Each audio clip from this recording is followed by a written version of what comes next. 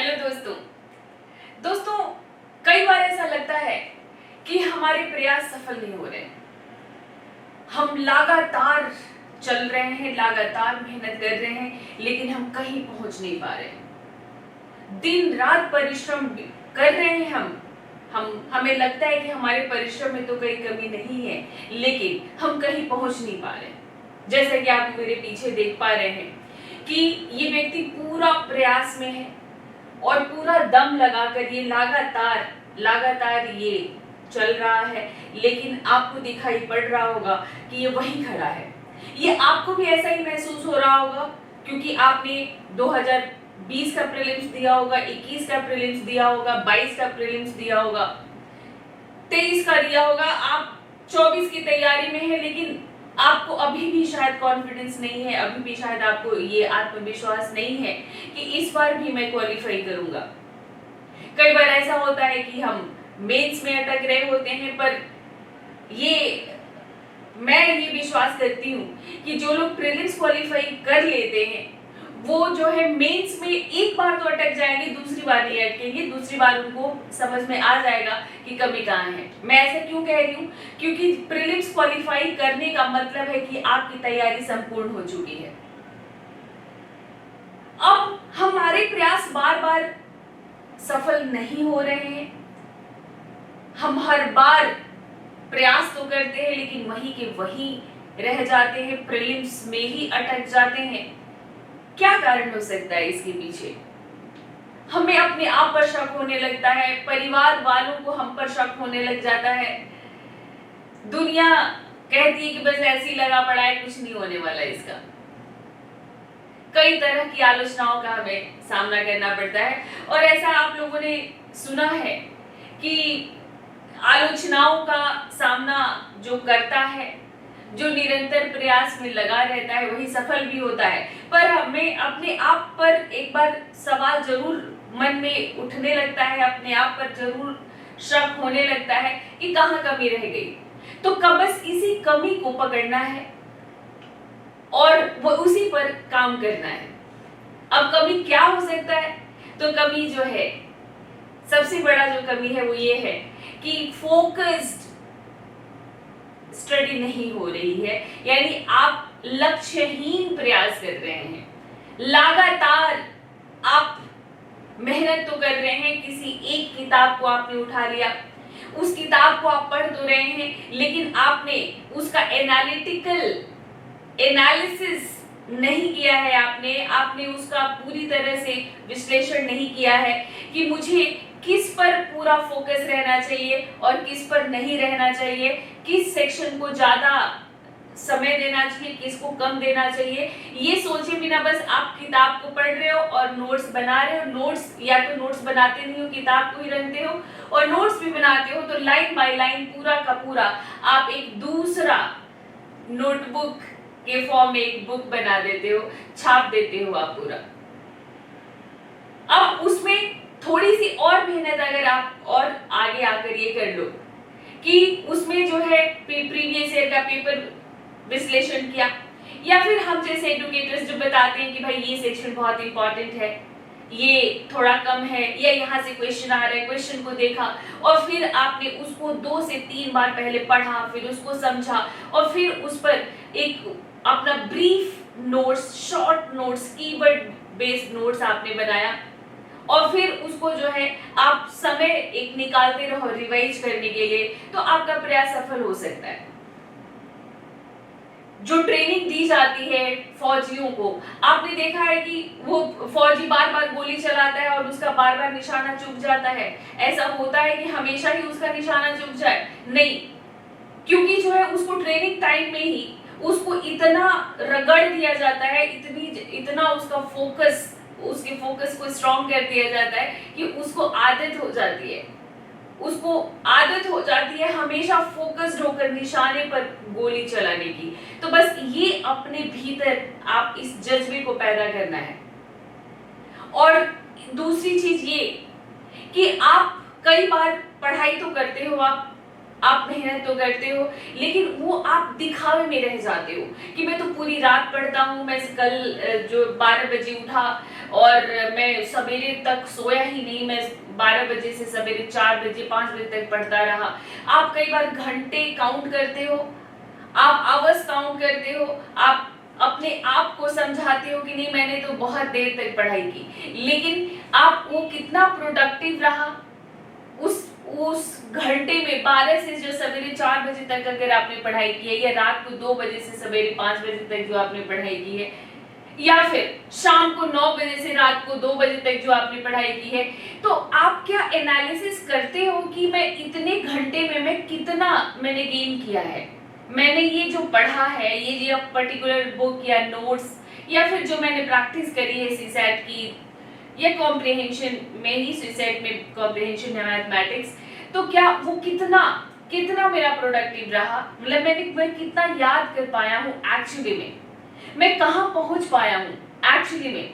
तो आप तो बस केवल घंटे गिन रहे हो, रोज किसी 2 दिन 3 दिन तक घंटे गिने, 2 दिन गैप भी कर दिया तो मन में एक संतुष्टि रहती है कि अभी तो 2-3 दिन पहले मैं रात को 2-2 बजे तक पढ़ाई किया है मैंने, या सवेरे 4 बजे तक मैंने पढ़ाई की है। आप उस बिना ये एनालिसिस किए, बिना विश्लेषण किए कि भाई कुछ वास्तव में कुछ मैं ये गेन कर रहा हूँ, जो मेरी मेहनत है वो फ्रूटफुल हो रही है कि नहीं हो रही है, बिना ये सोचे बस आप मेहनत किए जाते हो सीधा आप प्रीलिम्स का एग्जाम लेने जाते हो। तो ये भी जो है एक बहुत बड़ी समस्या है, और हमेशा ऐसा होता है कि आप प्रीलिम्स बहुत ही कॉन्फिडेंस के साथ देने जाते हो, बहुत ही आत्मविश्वास के साथ आप प्रीलिम्स का परीक्षा लिखने जाते हो, लेकिन क्वेश्चन पेपर देखते ही यही हाल होता है आपका। ये आत्मविश्वास आपकी थोड़ी सी झूठी है। आप आत्मविश्वास कब आपको आएगा, जब आप मॉक दोगे और मॉक में आप ये स्कोर ला पाओगे। तो प्रीलिम्स के पहले मॉक देना भी बहुत जरूरी है, और मॉक कैसे देना है, आपको बहुत सारे ऑनलाइन ऑफलाइन प्रोग्राम्स आपको मिलते रहे, आपको ऑनेस्टली वहां पर मॉक देना है जहां पर क्वेश्चंस बहुत स्टैंडर्ड के बनाए जाते हैं और ऑल ओवर इंडिया आपको रैंकिंग मिलती है। वहां पर जब आप सेलेक्ट होने लग जाते हो, टॉप 100 में, टॉप 50 में जब आने लग जाते हो, तब जाकर ये कॉन्फिडेंस अगर आप लेकर आते हो अपने भीतर कि हाँ अब मैं क्वालिफाई कर जाऊंगा, तो तब ये कॉन्फिडेंस आपका सच वाला होगा, ये सही साबित होगा आपका कॉन्फिडेंस। तो आप लोगों में से कितने लोग हैं जो मॉक टेस्ट देते हैं? मुझे लगता है बहुत कम लोग हैं जो मॉक टेस्ट देने जाते हैं। या तो फिर ऐसे ही आप हमेशा सोचते हो कि भाई जहां पर जैसे हम लोग करवाते रहते हैं क्वेश्चन वगैरह, मैं तो प्रयास करती हूँ हमेशा अच्छे क्वेश्चंस रखूं, लेकिन आप जैसे जितने भी फ्री वाले हो आप लेते हो, करते हो, और लेकिन मतलब आप उसके लिए प्रॉपर एफर्ट नहीं करते। आपको क्या करना होगा कि हमें मॉक 3 महीने पहले प्रीलिम्स की आपको मॉक देना शुरू कर देना होगा, और स्टैंडर्ड के इंस्टीट्यूशन के साथ जो बहुत अच्छे क्वेश्चंस बनाते हैं, और अगर रैंक नहीं आ रहा है, किसी पर्टिकुलर पोर्शन के क्वेश्चंस बार बार गलत हो रहे हैं, तो उस पोर्शन पर आपको फिर और ज्यादा फोकस्ड होकर रिवीजन करना है।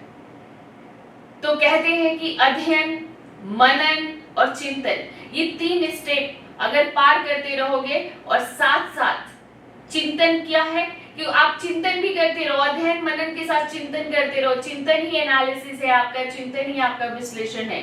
तो आप ये जो विश्लेषण करते रहोगे तो धीरे धीरे आप एक दिन ऐसे मुकाम पर, अपनी तैयारी के ऐसे स्टेज पर पहुंच जाओगे जहां आपको बार बार असफल नहीं होना पड़ेगा। असफलता में ही सफलता छुपी रहती है। तो अभी जो है बहुत सारी ऐसी मूवीज आई है, अभी 12th फेल एक मूवी आ गई है, आप लोगों ने देखा होगा, नहीं देखा होगा तो उस मूवी को जरूर देखिएगा। देखिए आप जो मेहनत कर रहे हैं वो मेहनत आपकी व्यर्थ नहीं जाएगी। कहते हैं hard work page of. Hard work का हमेशा जो है रिजल्ट मिलता है, परिश्रम का फल मिलता है। आप अगर मेहनत कर रहे हो तो आपको उसका फल जरूर मिलेगा, बस थोड़ा सा फोकस हो जाना है, मन में निराशा लेकर नहीं आनी है। ये जो जज्बा है आपका, ये जो आपकी जिल है, इसको कम मत होने देना। और ये हमेशा विश्वास रखना कि ऐसे टॉपर्स की स्टोरी आपने बहुत बार पढ़ी होगी कि 4 बार फेल हुआ, 5 बार फेल हुआ, 6ठी बार में सिलेक्ट हुआ।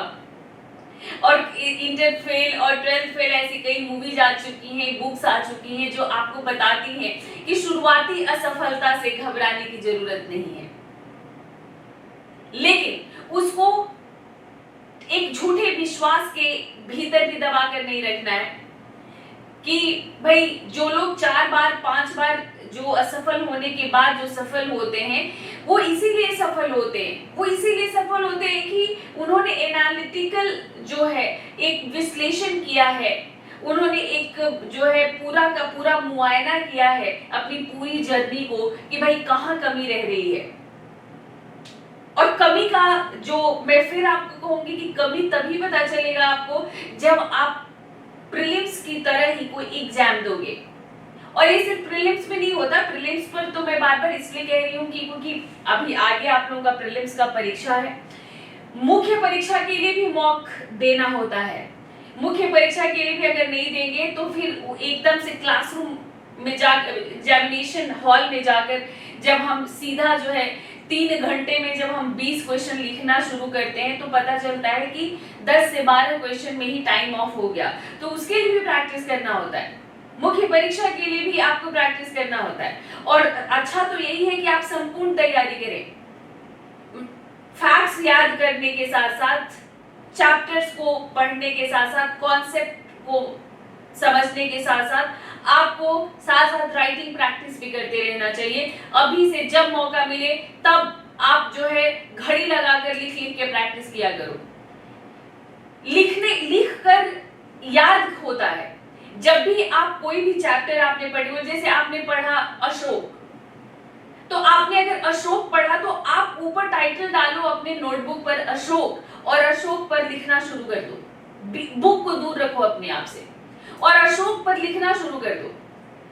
भाई कि अशोक ने कैसे शासन किया, अशोक की पॉलिसीज क्या थी, अशोक का धर्म कैसा था, अशोक ने का इंटरनेशनल रिलेशन कैसा था, अंतरराष्ट्रीय नीति कैसे उसने अपनाई, कलिंग के साथ बौद्ध धर्म में उसका क्या कंट्रीब्यूशन रहा, ये सब अपने आप लिखो। और लिखने के बाद फिर उसको कंपेयर करो उस स्टैंडर्ड बुक से कि भाई इस बुक में क्या क्या है और मैंने क्या क्या छोड़ा है। फिर उसको दोबारा से फिर लिखो तो फिर आपको समझ आ जाएगा कि भाई हाँ मेरे से ये छूटा है, ये फिर से याद करना है। अगर 2 से 3 बार ये प्रैक्टिस कर ली तो अशोक पर ऐसा कोई भी प्रश्न नहीं आएगा जो आपसे मिस होगा। ये एग्जाम्पल था, ये सेम ज्योग्राफी में होगा आपके साथ, ये सेम आपके इकोनॉमिक्स के में होगा, मतलब किसी भी विषय में आपके साथ ये फार्मूला बहुत ही फ्रूटफुल रहेगा। तो सतही पढ़ाई मत करिए, दिखाने के लिए पढ़ाई मत करिए और केवल मगिंग मत कीजिए। समझिए और व्यवहारिक रूप से कैसे इसका इस्तेमाल किया जा सकता है, इस बुद्धि का व्यवहारिक रूप से कहां पर इस्तेमाल करके कैसे सफलता पाई जा सकती है, इस तरह का एटीट्यूड अपने भीतर लेकर आइए, ऐसी व्यवहार अपने भीतर लेकर आइए। जो प्रश्न पत्र आ रहे हैं यूपीएससी के, जो वो व्यवहारिक ज्यादा है, किताबी कम है। जब तक आप व्यवहारिक रूप से अपने को नहीं ढालेंगे, यानी जो पढ़ी हुई चीज को किस तरह से इस्तेमाल किया जाता है, जब तक ये नहीं समझेंगे, आसपास की दुनिया से जब तक अवेयर आप नहीं रहेंगे, तब तक सफलता नहीं मिलेगी। पर सफलता मिलेगी। कुछ बिंदुओं पर काम करते रहिए लगातार, फिर रिपीट कर रही हूं, लगातार जो है अपने आप का परीक्षण करते रहिए, अपने परफॉर्मेंस को चेक करते रहिए, हम कहां पहुंचे हैं इसको मेजर करते रहिए, तो सफलता एक दिन आपको जरूर मिलेगी।